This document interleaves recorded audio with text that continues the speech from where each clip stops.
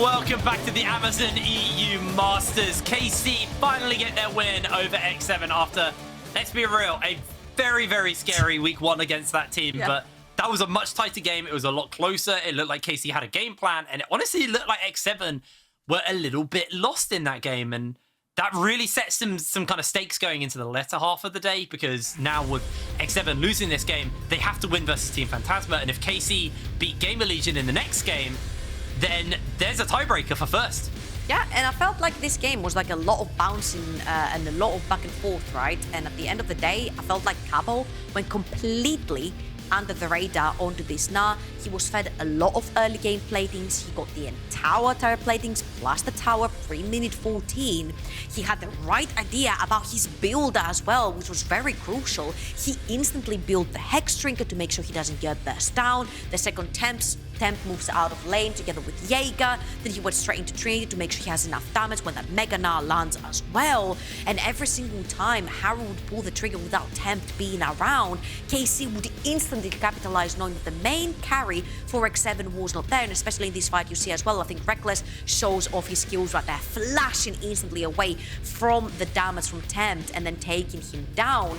And yet again, KC show why they are the back-to-back European Masters champions right here. They capitalize on the mistakes from X7 really quickly, and honestly, I'm a little bit surprised because the only ones that had been able to exploit some of the mistakes that Haru has showed in the NLC so far had been Bifrost, which are also in the European Masters, but I think KC did a great job of doing the same here.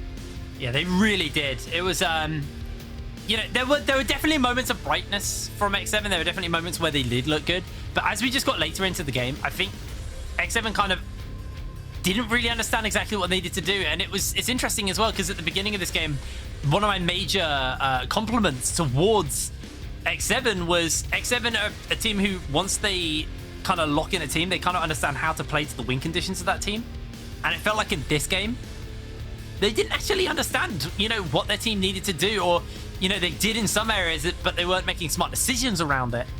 And it looked like a very lost X7. And, you know, I actually do want a tiebreaker between these teams, because I really want to see exactly how they seal match the up deal versus each other. Well, it's a matter it's a best of, of three. You know, I want a bit of revenge on it. I'm not gonna lie, let's not beat around the bush here. But at the same time, I really want to see, you know, the adaptation, because if we are looking for a best of series between these two teams, we won't see that till finals potentially. That's the only way we'll see these two in a best of series. So I mean, I would love to see how they adapt. Listen, Hecarim. It's been NLC versus Karmine Corp for an entire year. I wouldn't say no to a third-time final between NLC and LFL, right? Absolutely, absolutely. I want to get a taster of a potential finals out of these two, and you know, realistically, I think we're in with a pretty good chance of that. Now, our next game is going to be GamerLegion taking on Karmine Corp. That's going to be a very interesting game, but let's have a quick look at the standings for the group first, and then we'll get onto this game, because I think we really need to put in perspective what this means. X7 and Karmine Corp right now are 4-1. These two teams are now locked in to playoffs. Where they're locked in is still up in the air. X7 and Karmine Corp, either team can leave the group first. GamerLegion and Team Phantasma, unfortunately, their time here at the Amazon EU Masters is done. But with Karmine Corp taking on GamerLegion here, if GamerLegion win, that is a massive win for X7, because all they need to do is then beat Team Phantasma, and then they're through. If Karmine Corp beat GamerLegion, then X7 still need to beat Team Phantasma, and they're in for a tiebreaker. So we're in for at least 2 more games where the two teams that have been eliminated so far have to give their best to beat X7 and Karmine Corp. Of course, let's reiterate, GamerLegion coming in as Prime League's #1 seed, the undisputed #1 seed. They were first seed pre-playoffs in the regular season and first seed in playoffs. And mind you, Unicorns of Love, who are third seed, have been locked in for quarterfinals. So that is a huge hit to the DACH region, losing one of their primary guns going into the European Masters quarterfinals. But of course, congratulations to X7 again and Karmine Corp. Karmine Corp, of course, needed to lock that in, coming in as the third seed this time, as the back-to-back champions as well. And we have an NLC and an LFL representative. Now, the problem is a little bit here, Brain. that I'm a little bit worried because GamerLegion have showed really good play today, but also Team Phantasma have showed really good play today. So we might be in for an upset. We could be in for a bit of a spicy one. Team Phantasma definitely do look better, but they still haven't found a win yet. So there is always kind of that to keep in mind. I think if you're X7 or Karmine Corp and, you know, your next game could decide your group, I think X7 are probably sitting a little bit happier right now, knowing that they just need to beat Team Phantasma. Well, KC, they do need to beat GamerLegion. GamerLegion have picked up 2 wins in this group. They're not, you know, a team to kind of sneer at right now. But, you know, they are still only 3rd in the group right now. So KC, after beating the undefeated team in this group, probably coming in with quite a lot of momentum behind them. Pretty good spirits going into this game. So where are we looking at? I think that's the question. You know, what do GamerLegion need to do to find a win over Karmine Corp here? I felt like even the last time these two teams met, right? They went for the 100% mid-jungle duo matchup. You had the Ari Volibear from the side of KC, and then you had the Lee Sin LeBlanc from the side of GamerLegion. And I think this is, again, the right move, trying to shut down what 113 and SAKEN always want to do. They bundle up as a duo, and they take down sides. 113, he's playing extremely aggressive as well. And as you can see, we're finally going into GamerLegion versus Karmine Corp. This is GamerLegion, of course. A lot of names that you might know. Visdom, the only remaining member from the OG GamerLegion from last year, and Sacre returning back into the ERL scene in the #1 seed from the Prime League, together, of course, with Danka, ESCIK, and Jinjo.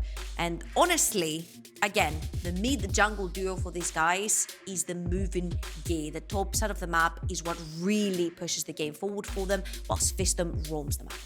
Yeah, but on the other side for Karmine Corp, it kind of was the top side, but was the defining factor. Obviously, Rekkles and Hantera did just outplay Nata and Kasing. I think there's no beating around the bush on that one. But I feel like it was the Cabochard show. And, you know, we were talking before the show started off air, and you were saying, man, I want to sing Cabochard's praises. This guy is the standout player on the team, but he hasn't really had a standout performance. Last game, he had a standout performance. He was incredible on that Gnar. And I wouldn't be surprised if we see a Gnar ban going into this game. I think, you know, picks and bans is going to be interesting because obviously GamerLegion just got to watch how Karmine Corp dismantled X7 and probably can take a lot of knowledge into that. But you wanted to talk a little bit about the supports, actually, and the matchup between Hantera and Visdom. So, you know, why are these two the people you got your eye on? I mean, these are the main roamers for both of their teams, right? And especially for Hantera, I think his XP diff and his gold diff at 15 speak for themselves. This guy does not necessarily want to be in lane. Back in the LFL, when KC wanted to play for lane, yes, he would stick in lane and it would perma dive top and get Rekkles ahead. But so far, in the Amazon European Masters, Hantera has been the one to roam around, if you will, and his skill participation is not 72.2%. This will be swapped around. It's 45% actually. They're a little bit swapped right here, but you can also see that there's a huge difference. Visdom coming in with 72.2% kill participation for his team means that he is the moving gear. He is the one that's going to roam the map, be together with Danka and ESCIK and try to make plays towards the top side, try to snowball Sacre, whilst Jinjo stays towards the bot side of the map, trying to farm up, playing that Affilia's playing that Jinx, trying to scale into the lane game. Yeah, I'm very interested to see exactly how this game's actually going to play out, because it's a shift for Karmine Corp. They were obviously playing into a jungle mid-centric X7 in the last game. This game, you know, while the jungle's still very important, the top lane's still very important, you know, Visdom does throw in that extra kind of like curveball, a slightly different style. It's still very aggressive, and that's what KC like. They like to play through 1-1-3. You know, what you typically see from Karmine Corp is them play very aggressive in lane, get control of their lanes, and then that affords breathing room for 1-1-3 to go for invades or go for objectives or even go for ganks as well. So it's going to change things up a little bit more when, you know, SAKEN can't just play mega aggressive in lane, because the odds of Visdom just showing up and just getting a free gank off, or, you know, almost potentially blowing summoner spells in lane could be really, really detrimental. So it's going to be interesting to see the version of Karmine Corp we're going to get in this game versus the one we just had. But remember, I'm going to keep repeating it over the last couple of games. The stakes are high. If GamerLegion win this game, they potentially could have gifted X7 first place in the group and, you know, crucially dodging a team like LDLC, a first seed out of another group. That is so important. That's the big bit. The way LDLC have been looking, you definitely don't want to be locking in second seed in this group because you are dancing with the chances of playing with the devil on the next round. Well, we are getting into Champ Select. It's not X7, XC. It's KC taking on GamerLegion. GamerLegion are on that blue side and Karmine Corp are on the red side. But the LeBlanc going to get banned away from SAKEN to start it off, followed up by the Renata. It's been interesting to see how Renata had a lot more kind of like, I wouldn't say ignorance, but people weren't really looking at the Renata so much in week 1. Week 2, it feels like people are now realizing, oh, Renata's just really broken in team fights. Maybe we don't want to deal with that. So banning it away way more. When you have like champions that want to dive in, right? Like the Jarvan, like the LeBlanc, the Volibear, and they dive into your face. That ultimate from Renata can really swing things around, and especially when you have a super fed ADC and he gets stunned and he starts attacking their teammates. That could be a little bit sneaky right there. But look at GamerLegion, they're like, what happened last game? That Ari was pretty strong on SAKEN. Oh, so was that Zion Rekkles. Take this out of the picture completely, take the LeBlanc away. And what do we have left? We have the Jinx left if you want to go towards that. You've got the Zinzao left if you don't want to open up yourself for any major counter picks. But of course, we talked about Jinjo. He likes the failures, he likes his Jinx, he likes being left down in the bot on his own devices whilst Visdom is roaming the map. So I think the Jinx is the perfect tool to scale into the late game for him. Yeah, Jinx is a nice pickup for them there, although I actually like this hover. I know we've seen, you know, a lot of Jarvan, so it's kind of like the understandable pickup to get picked up, but Jarvan obviously being able to lock Jinjo in place and in that pit is going to be really, really impactful if they decide to go for that. Thinking about it a little bit, the J4 is going to be the final lock-in here. KC, they don't have to pick up an AD carry here. They can pick it up on that third rotation and maybe turn their attention towards something else that they like the look of. But actually, playing it basically what they just beat as they go for the misfortune for Rekkles. I think this could be a very easy lock-in for Zinzao, was about to say, but Hecarim is going to get to be the pick here, diving straight into the backline and maybe a thresh for Visdom, but no, it's going to be the wombo combo. Put the ball onto the Hecarim, send him into the backline, one-shot somebody. I like that pickup, actually. You know, it's relatively safe in the mid lane. You can get that lane control a little bit later when you can just kind of one-shot through waves. And then the team fighting capability of the Orianna tied with that Hecarim going to be very, very impactful. Over to the side of KC now, assuming we're probably going to see some kind of a mid lane pickup here, something that they want to try and handle the Orianna with, actually going the opposite way and just locking in more teamfight tools, some engage tools to kind of follow up. That is a scary comp to play into. The Leona ult on top of the Misfortune ult on top of the Jarvan ult. A lot of zone control, a lot of AoE damage coming out. GamerLegion do need to pay respect towards that. I think at this point you should ban the Syndra as well. Yeah. Jarvan plus Syndra plus Cataclysm is going to hurt a lot, especially if you've got a lot of spheres on the ground and you send them into the Cataclysm. It's going to be extremely hard to deal with. Then what else does SAKEN have in the back, right? His Ryze. His Ryze have been the prominent champion that he played back in Amazon European Masters last year as well. It's a champion he was known for, and it takes a lot. It gives a lot of priority to your Jarvan, and with 113 really liking the invades, I would assume that SAKEN could potentially resort in something like the Ryze. You also have the Victor. You put the Cataclysm down, press the R button, then the Victor suddenly does a lot of damage to whoever is locked in. So far, so good for Karmine Corp. I see a lot of aggression from them, locking in the Misfortune Leona as well. And obviously they have the R5 pick for Cabochard. Yeah, I feel like this could just be an Aurelia ban once again, and then just wait for that Gnar to come through as a potential pickup. Like you're saying, same reason it was good into KC into X7 last game. It's good for KC. This game, Jarvan still makes terrain you can use, so why not? Actually going to ban away the Sion as their final ban here from Sacre. This is very genius because they're trying to take Sacre from anything that is safe in the top lane, just chilling on a tank, because you have to blind pick right here for GamerLegion. So they take all the safety away by banning away the two prominent tanks, which is Ornn and Sion, and they're forcing GamerLegion to blind pick something that could potentially not be as safe, such as the Gnar, or maybe something like a Graves, where actually Cabochard can have the answer to. What should be a Maokai? We should pick up the Maokai later. Or Malphite. Oh, Sacre Malphite, picked yes. Malphite last time into Karmine Corp, and it could potentially be the same story here because you have the Orianna ball, you have the Hecarim diving into the backline. I think Malphite could be something that potentially Sacre can get his hands on again. And crucially, Rekkles will be standing still quite a lot when he's casting, so it makes a very easy target to pick up here. So will SAKEN. Yes, SAKEN as well. Also quite short range, so fairly easy to lock him in place. I actually really like this pickup though. It does obviously enable a little bit of kind of rotating and roaming capability, kind of a flashback to SAKEN of past. Is typically a Ryze player as well, so it's nice to see him kind of return to that. I don't think he's played it in groups. Did play it in play-ins, I know that much, but can't remember if we've actually seen it in groups from SAKEN so far. The Rakan's going to get locked in. There's so much just like jump forward potential here from GamerLegion and a great kind of like backup. My worry is the front line just leave the Orianna and the Jinx alone, and then they just get dunked on by the Jarvan on the flank and stuff like that. So a lot of things you have to be careful on this front. Now we'll see what the final pickup is going to be here for GamerLegion. Talked about the potential for it to be a blind Malphite for Sacre. We'll see as they're running that timer down. They're actually looking towards the Graves here. So not really the same in that kind of tanky frontliner, but does give some wave clear and also will help if someone does decide to jump on to jinjo and ESCIK. I think this is the safest choice out of the three. You had Malphite, Gnar, and Graves. I think all three would be extremely blind peekable here, if you will. But Graves is the safest one. Now, something that does counter the Graves is the Tryndamere that we've seen a lot in the LPL, as well as all the EROs. And that's exactly what Cabochard is going to lock in. I'm expecting Sacre's summoner spells to change as well. Usually when you're playing against the Tryndamere, you definitely want to be matching the Ghost, because once he chases you down, you need to be able to run away. Yeah, absolutely. Do obviously have a little bit of a slow with a blind, but it's not going to be too impactful when you can just ghost through.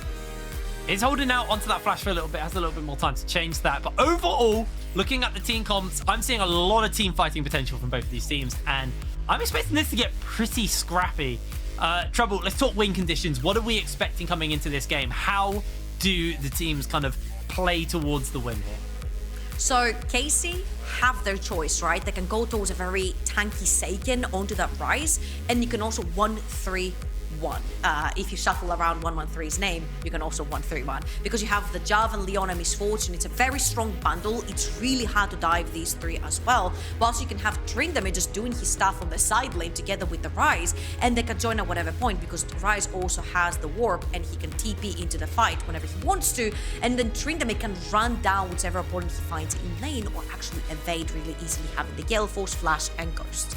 Absolutely. On the other side, if you go for GamerLegion, they just want a team fight. If you completely exclude the Graves, that if he goes even with Tryndamere or ahead, maybe he can match on the side lane later on, but it's always going to be dangerous. They have a very strong core member right here, Hitbrain, because the Orianna bow onto the Rakan or onto Hecarim diving the backline could be extremely instrumental for team fight victories. I think once we hit that post 6 mark, we'll probably see GamerLegion start to group up and almost, excuse the pun, death ball around this map, as we do see some teams do. But we are on to the Rift for game number 5. Just to reiterate the stakes right now, if GamerLegion win this, they put X7 in with a very solid chance of locking first in Group B. However, if KC win this, they force X7 to beat Phantasma and then force out a tiebreaker between the two teams. So we could be in for another couple of games, or at least one extra game at the end of today, depending on the outcome of the next few games. So all to play for both of these teams. And KC grouping up. ESCIK will spot them out, though, and will be aware that this invade is going down. 113's first strike, I think, was almost up as well. He's already casting. There we go. It just got up too. So the timing was a little bit off on the flag, but he did manage to cash in earlier by tagging Danka, if I'm not wrong, in the pixel brush on the top side river. So that is already 5 gold in the pocket of 113. Now, what I really want to see here is typically Rakan plus Jinx really like to shove in early, especially with the rockets. And 113 is starting bot side of the map. Of course, right now he's been pinged already, but you see how Karmine Corp are showing in lane. They're trying to show that 113 is actually starting top side of the map, which means that you might see Jinjo here swap to his rocket gun and try to shove in that lane really, really quickly. And we might see 113 do his blue, romp into a straight bot lane gank. Yeah, and actually, Danka gave up on the red buff and went straight towards Krug. Started the red and then thought, ooh, there's a chance 113 goes bot. And actually goes and does his Krugs in preparation for that. Does now actually just go for a full blue side clear. So buys a little bit more time for the enemy junglers. Danko can go back towards his red side. There's a little bit of action breaking out in the bot lane, though, as Hantera's throwing the Ignite down onto Visdom. Visdom has to flash away. Hantera jumps forward. A little bit more damage can come through, but he's not going to find the kill. Jinjo just able to get out.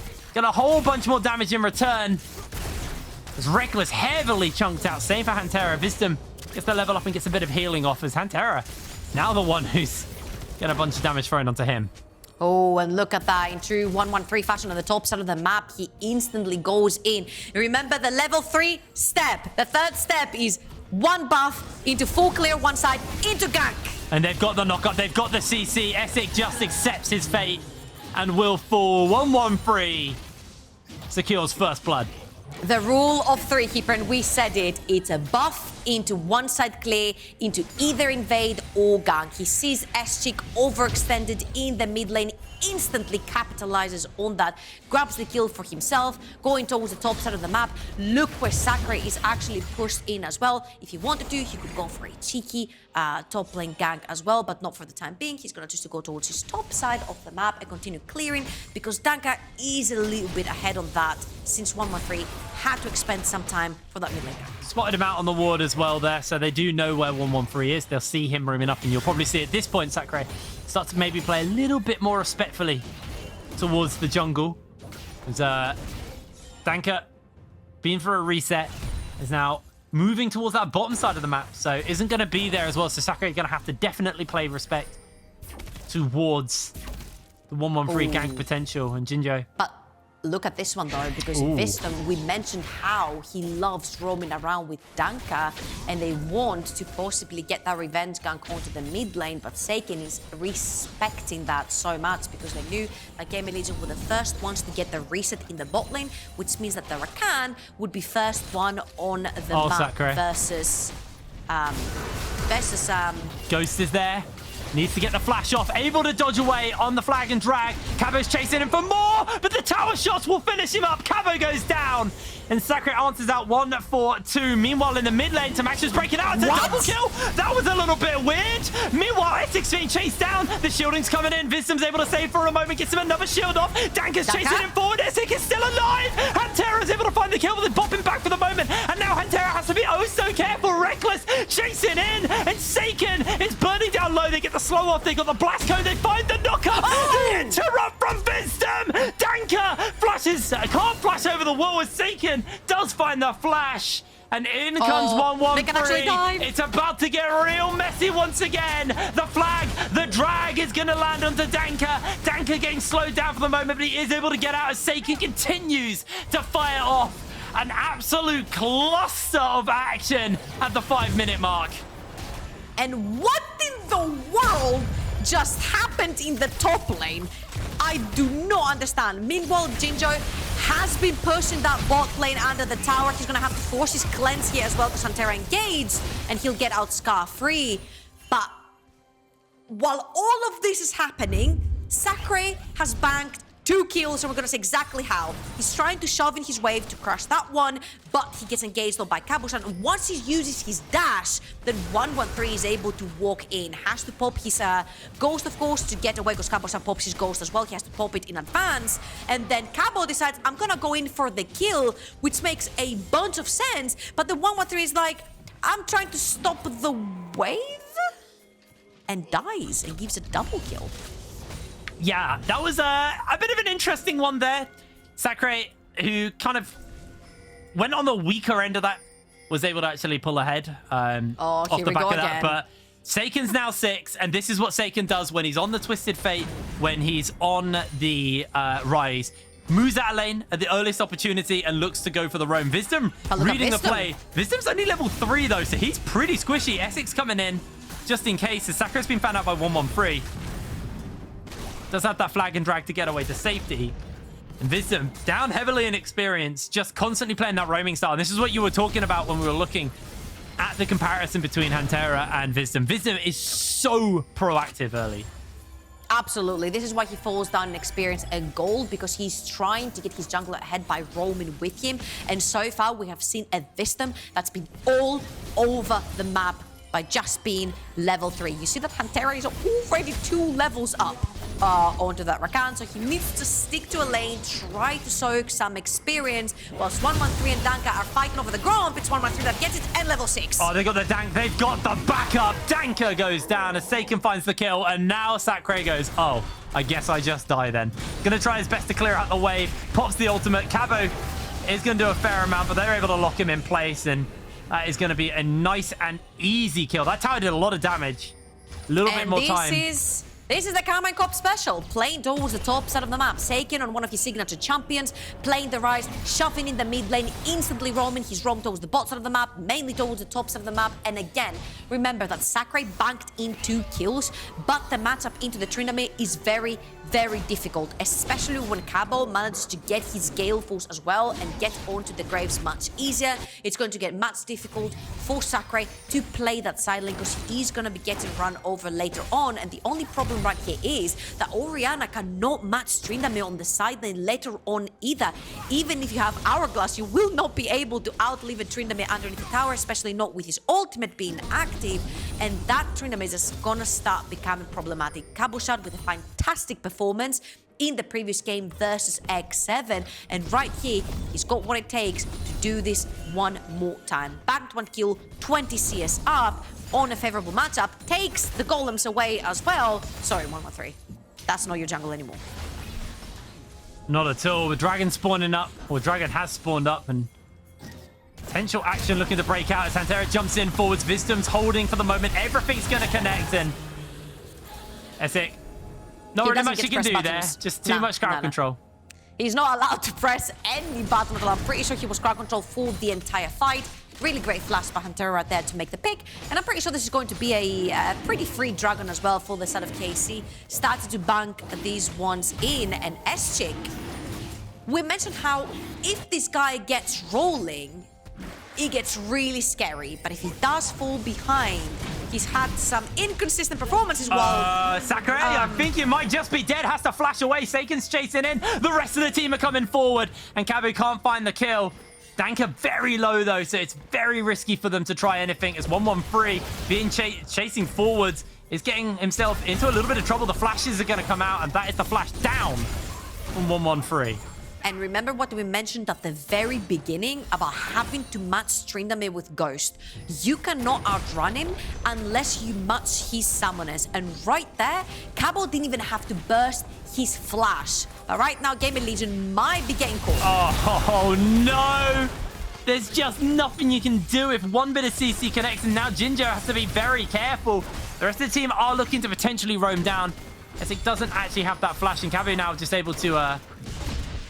basically just proxy farm. Yeah, Sacre can't do much about it. It's just going to get more difficult. The later on this fight goes, it's going to get more difficult for Graves to deal with the Tryndamere. You're going to need at least 2 people up there, and you see already 500 gold in favor of Cabochard. He's already gotten 2 tower platings from himself, 800 gold in the lead for 113 as well, and 1k for SAKEN, who is 3-0 and 2 in that mid lane. Everything is going peachy for the side of Karmine Corp. Yeah, KC definitely set up for success in this game. 3,500 gold ahead. Rekkles has finished up that Eclipse. And we've also got that Everfrost and Chem Tank onto 113 and SAKEN.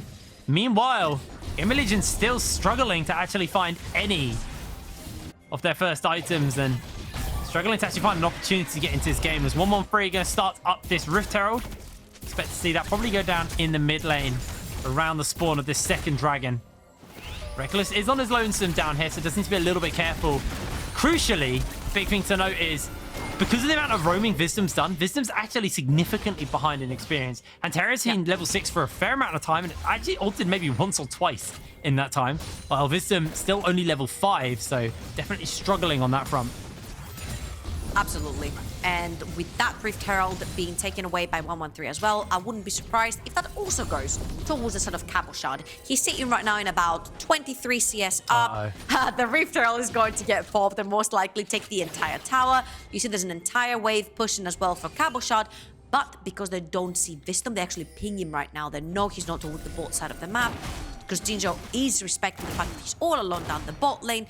They will actually pull back from this play and potentially maybe pop it towards mid or wait for the next wave when Visdom is not going to be there to pop it towards the top side of the map. But they have so many choices because whoever they put it to, it's going to be huge bang. Your Ryze ahead. Visdom does not have flash. Oh no, Hantera! Trying to get close enough to E, but ESCIK can't get close enough to him. The ignite goes down, and now they're chasing onto Hantera. Danko going to chase forward, bops him back for the moment. Jinjo gets the slow off, gets the fear to follow as well. There's nowhere for him to go. The bullet time is huge, though. They're able to find the turnaround, and in comes SAKEN with a mop-up kill. Another kill for Karmine Corp. And Jinjo can do nothing but watch. He's been handed the short end of the stick in lane. And now just watches his team crumble before him. There was a little bit of a whoopsie with Hantera Hex flashing over that wall, which failed. But all in all, really good coordination by KC. I feel like they have not left GamerLegion breathe. Because yes, even though we see Visdom roaming around the map, yes, even though we see Danka looking for these opportunities, KC have not given them any opening for errors. They've not given them an inch, and Cabo is popping the ghost. Sacre has to respect, will pop it in advance as well. Once the ghost is down, Cabo might be diving. Yeah, they're looking for it. The blind's going to do a fair amount of work for him, but Sacre just trying to clear the wave in time. He's in for a whole world of hurt. The CC is just too much, and GamerLegion, they're already out of the tournament, and they're looking a little bit out of this game, to be honest. And would you look at that, yet another Rift Herald going to the side of Cabochard right here, Heat Brain. Very good stuff from the KC top lane. We mentioned how he hadn't had the best performance, especially in the first round of groups, but week 2 seems to be his week. Like, he played a fantastic Gnar, and oh boy, SAKEN score again. This is just unfun for GamerLegion. One thing connects, and then you can't move. Visdom needs to be very careful as SAKEN's chasing him forwards. Visdom should be able to clear over the wall, but Danko, on the other hand, actually interrupting. They get the charm off, they get the snock up, they get a little bit of extra work as Jinjo's closing in on that flank, trying to get close enough to get a bit more additional damage. Won't be able to do so. And it's just table scraps for GamerLegion right now. But again, GamerLegion is trying to make plays. Their mid lane is getting shoved in. Their bot lane is getting shoved in. They do not have vision to make these plays. And every time they pull the trigger, KC capitalizes somewhere else on the map. This time it's going to be the Hexter Dragon 2, Dragons full KC, whilst also Rekkles had rotated mid lane to shove in that wave as well while ESCIK was dead. So there's a bunch of gold and experience being lost in the mid lane. 8,000 gold in the lead, 14 minutes only, and Rekkles might be looking for a cheeky kill. Oh my word. Sadly. That was only like 2 or 3 waves as well. Their AD carry is a higher level than GamerLegion's mid. Just to put in perspective how far behind they are right now. Okay, in all honesty though, both the supports have not been sitting with their carries. True. So they have been getting a bunch of solo experience. So he's a little bit allowed. Okay, considering ESCIK has died 5 times, he's allowed. He has not had the most enjoyable experience today in this. He's not been pressing a lot of buttons, no. No, I mean it's oh look, a flag. Oh, I can't move. Oh, the grey screen again. At least I can buy my items here.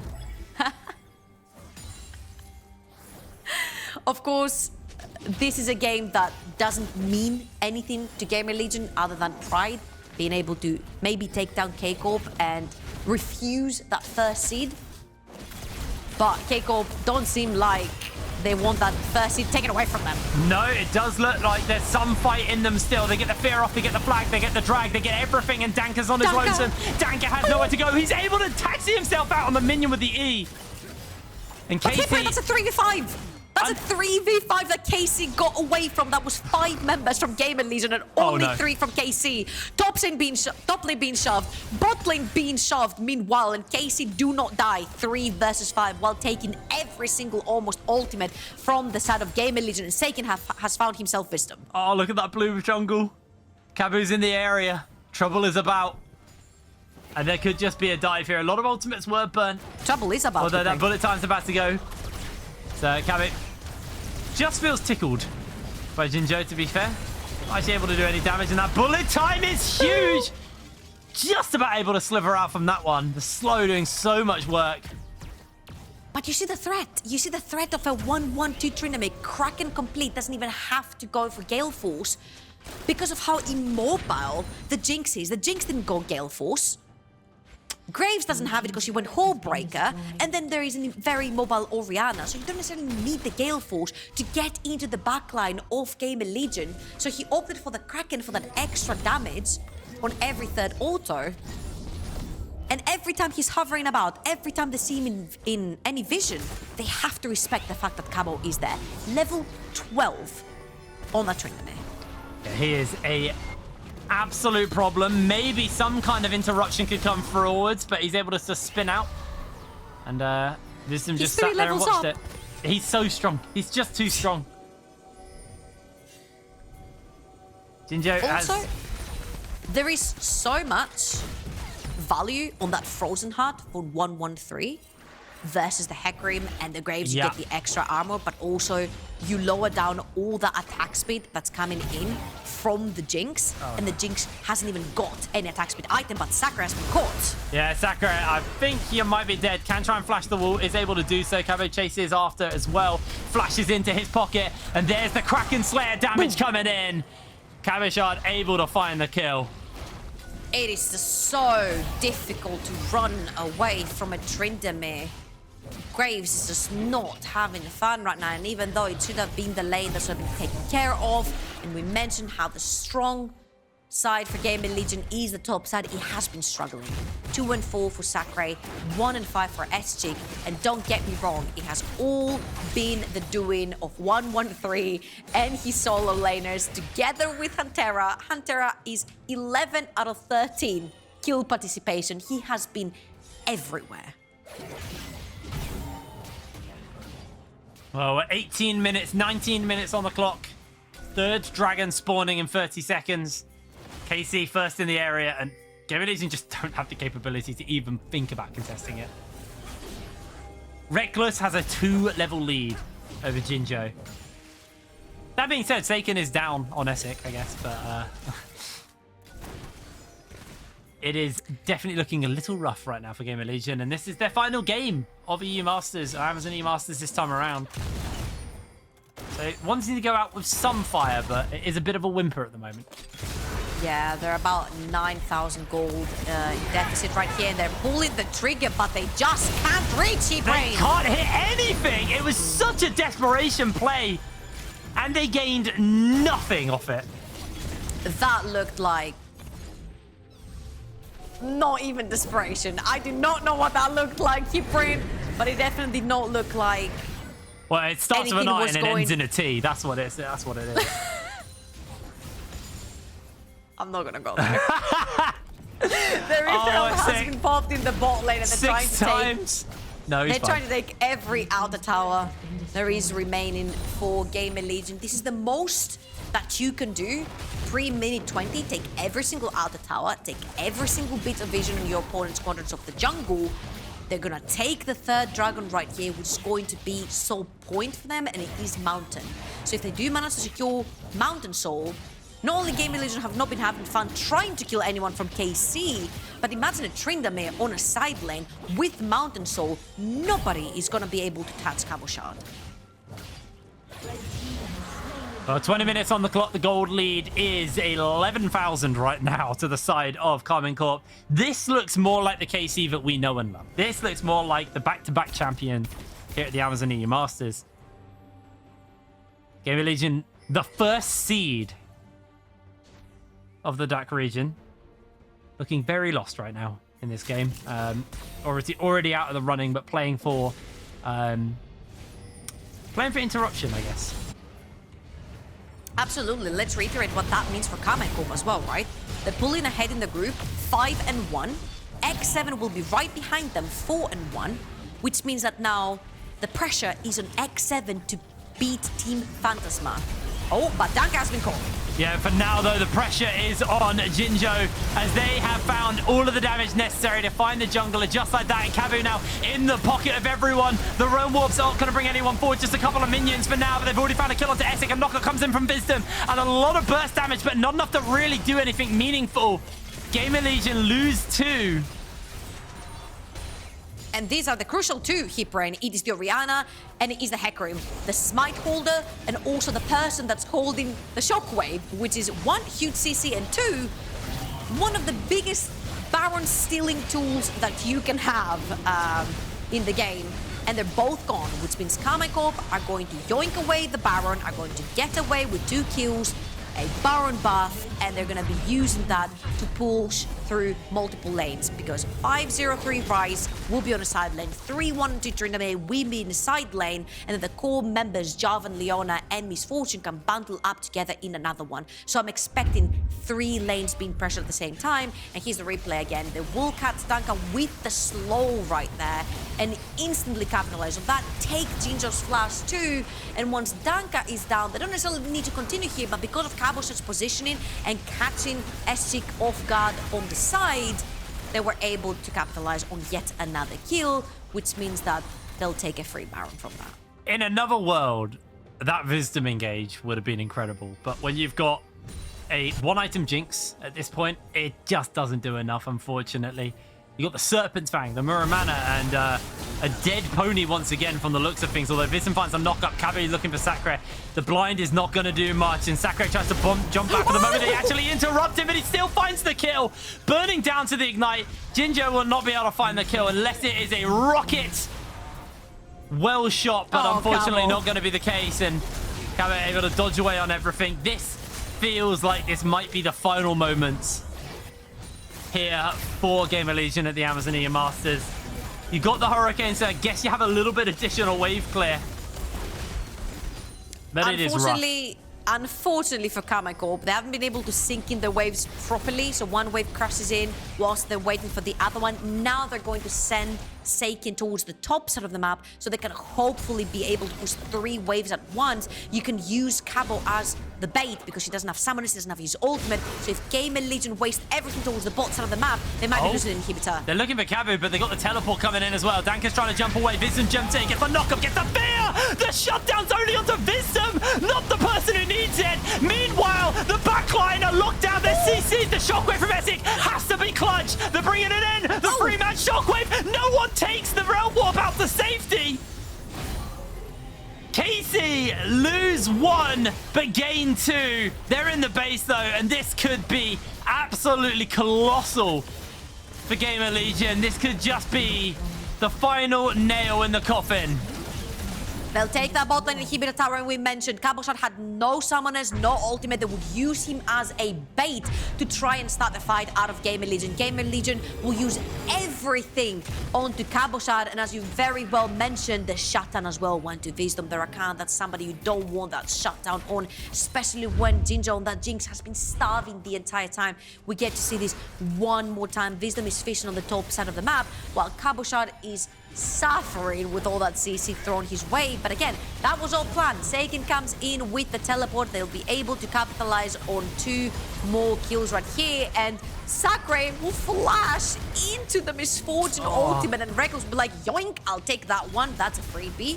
And even though ESCIK does hit the shockwave, that is a very unfed Orianna that has been struggling the entire game, and it will result in no damage. Visdom. Cabo. He should be able to jump away. The solar flare is going to connect. He flashes. He jumps out to safety. Goes pop by Cabo, but flash in response by Visdom. And now Casey onto the base. Going to make very short work of these towers. Shockwave up.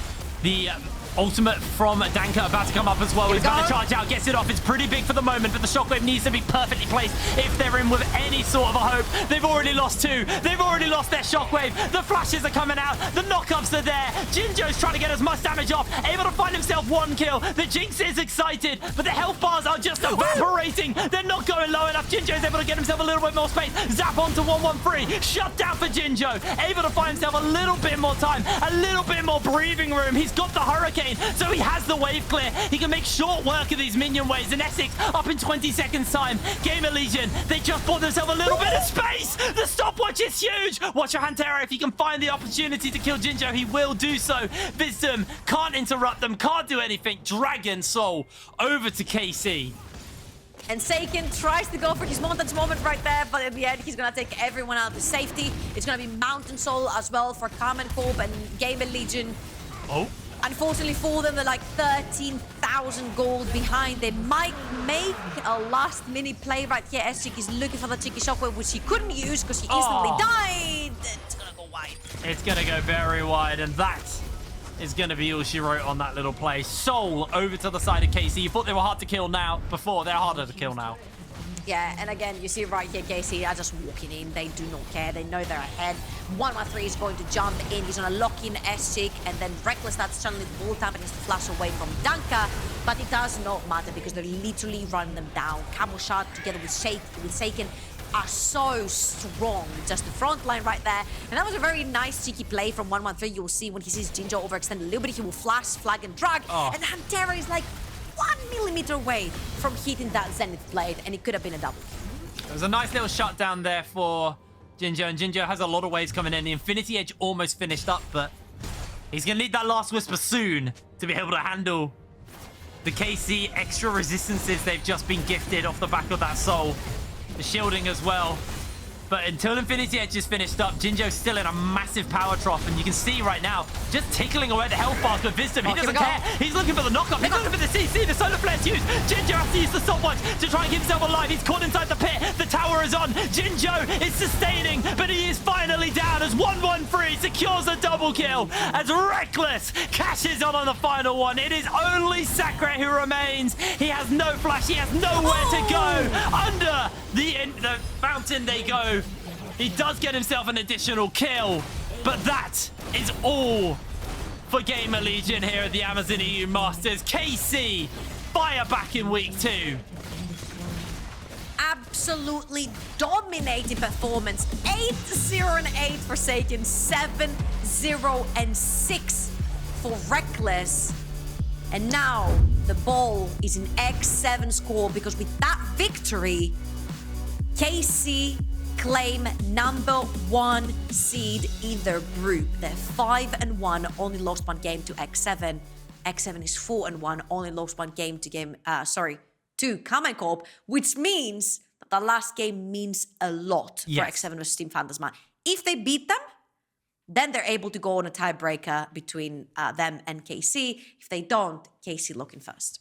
We are very close to a rematch of X7 and KC. This matchup has been hyped throughout the group stages, and we might be gifted with it 3 times. It's a best of 3, Heatbrain. It's a best of 3. I'm actually so excited for the potential of that. It's going to be potentially amazing unless Phantasma pull out, honestly, the win of the century and give Karmine Corp first in the group. It's going to be a very important game, our final game of the day, which, to be honest, we kind of thought it might be a bit of a joke game, but X7 now go, okay, we need to win this game and then beat Karmine Corp, who are on an absolute steamroll of a day so far here in Group B. We are going to throw to a very quick break, and when we're back, we'll actually be having a chat with someone from KC and then getting ready for Team Phantasma versus X7 as our final game of the regular side of Group B. And we'll see you in a moment, so don't go anywhere.